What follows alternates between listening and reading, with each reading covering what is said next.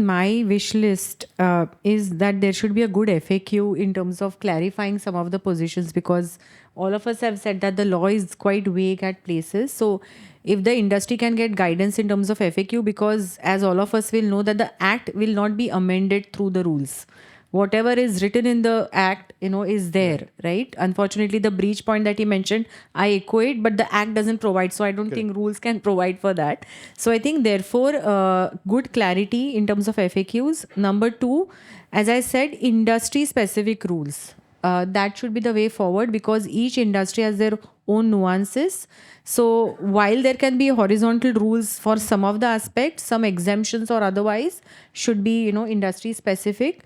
And third is that, as Ashish mentioned, not immediate implementation. There should be internal kind of guidance to the ministry and the board